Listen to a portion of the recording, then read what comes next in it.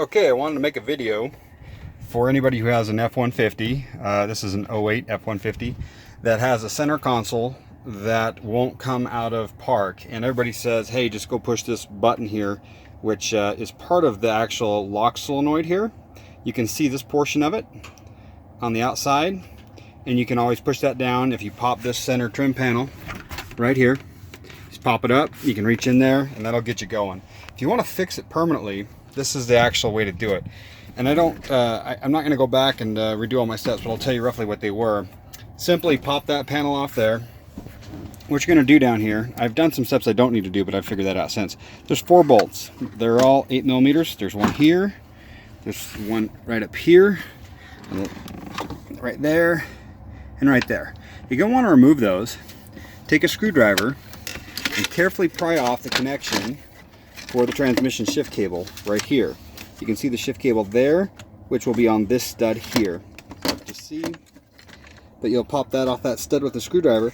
That'll allow you to take this whole mechanism up, lean it on its side. Once you lean that on your side, you're going to come across 2 screws that are a Torx. I think they're a T20. It's one size up from this. This is a T15, so whatever is above a T15, but a T15 worked. And these screws go here and here. And what you're going to see is this case here is what was in there. And you can see this is half of the case, and the other half of the case I've got floating around here somewhere. But what that does is encapsulates this.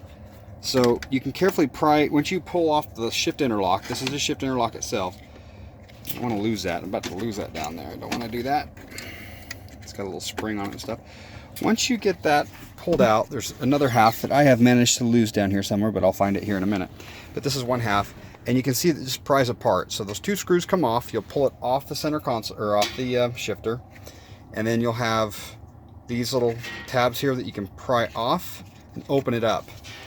Now, there is this piece here that also slides into this mechanism here. This piece is what latches in to the actual shifter. When you push on this mechanism here, this is getting pushed in. It's rocking inside this switch. And the way that this thing goes in here, this is one-handed, guys, so give me a break.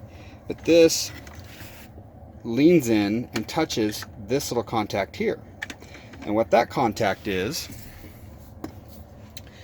listen for the steering column. There's a solenoid in the steering column which unlocks the steering wheel, okay?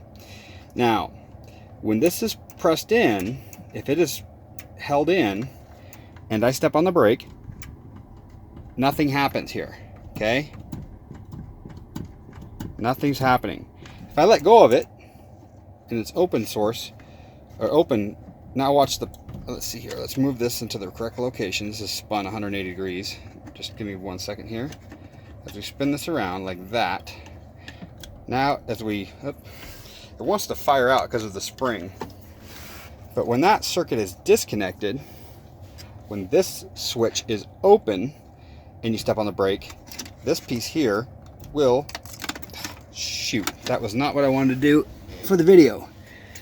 But it'll go up and down. And the only thing that retains this is it all being plugged in. You see I've lost my spring down there. So what was happening in a nutshell is that plastic piece was jammed up and holding this contact closed, which will not allow the solenoid to operate at all. So if you're getting an intermittent or non-operative solenoid here, everybody says to lube this up. It's not really that. There's really no friction going in and out of this post. It's this switch and this plastic piece here down there. That plastic piece is getting stuck, and it's keeping this switch closed. And when that switch is closed, this won't operate and you're stuck and you have to do it manually. So we're going in and lubing up, not this part here, but we're lubing up this part here. And this is a hinge into the case. Let me grab the case. Here's one half, and somehow I've managed to lose the other half, but that just, when you're making a video, that's how it goes. So here's the plunger right there. Let me see if I can hop out. Oh, here it is. Here's the other half. So to illustrate my point, all this fits into here. And we're going to attempt to hold the camera still here while I put some of this together. Let's try to grab the spring down here and not lose it any further. Okay, I've got the spring. That's good news. So that spring simply just goes on here, like that. Sorry guys, this is crappy filming without the right stuff. So anyway, this goes down into here, and like I say, the only thing that keeps this from flying out is the actual case. So that goes in there, and when it's not energized, it just springs up. But when it's energized, the magnetic solenoid pulls this down like that. Okay. So let's go ahead and start reassembling this. I'm going to put the camera down for a moment, just so I can see if I can get this assembled.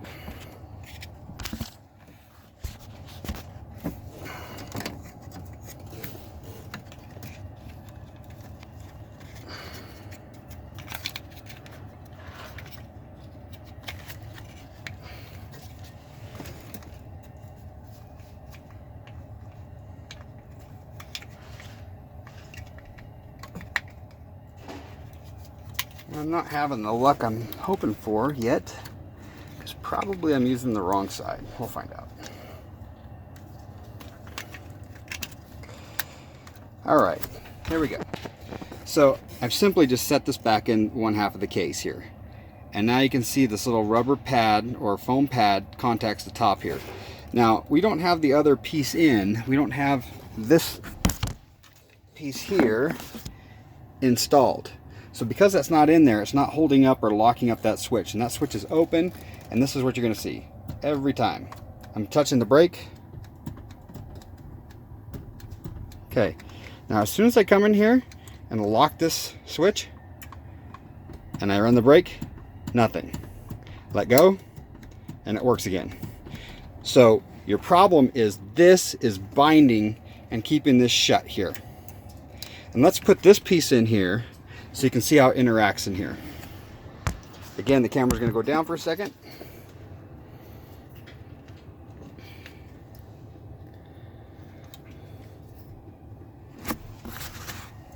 Okay, so this piece literally keys through. There's a hole, and that goes through the hinge right there, okay? That goes in there like that. And we still have it's still working. And what we're going to do is lube up this, but this tends to get pushed too far back, and it gets caught. And when it gets caught, it keeps the switch closed.